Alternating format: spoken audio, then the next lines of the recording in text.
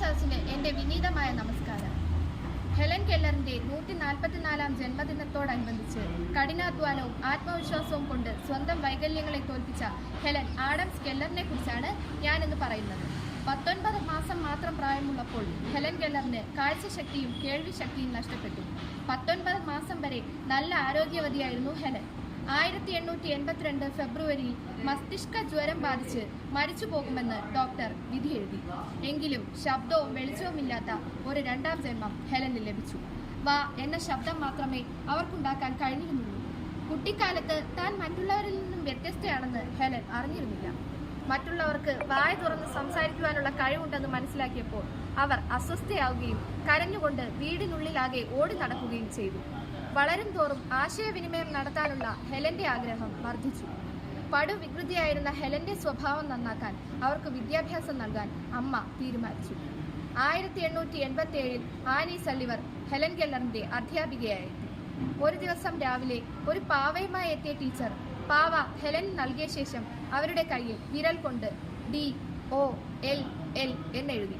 വിരൽ കൊണ്ടുള്ള ആ കളിയിൽ ഹെലന് നല്ല താല്പര്യം തോന്നി. അങ്ങനെ ഹെലൻ ജീവിതത്തിൽ ആദ്യമായി ഒരു വാക്ക് പഠിച്ചു.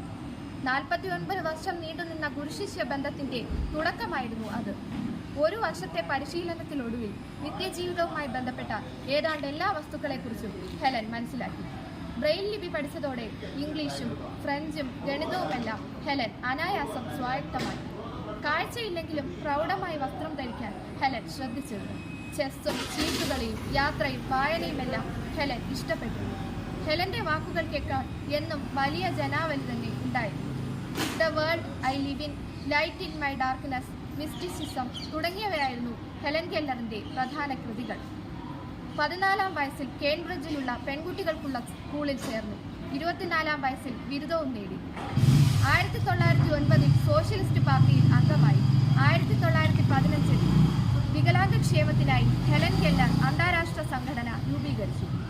1961 ഹെലന് ഒന്നിലധികം തവണ പക്ഷാഘാതമുണ്ടായി.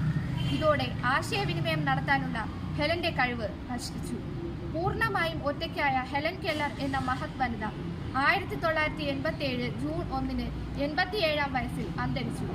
കഠിനാധ്വാനവും ആത്മവിശ്വാസവും ദൃഢനിശ്ചയവും കൊണ്ട് സ്വന്തം വൈകല്യങ്ങളെ തോൽപ്പിച്ച ഹെലൻ കെല്ലർ എന്ന അന്ധവനിത അംഗവൈകല്യമുള്ള അനേകർക്ക് പ്രത്യാശയായി ഇന്നും ജനമനസ്സുകളിൽ ജീവിക്കുന്നു.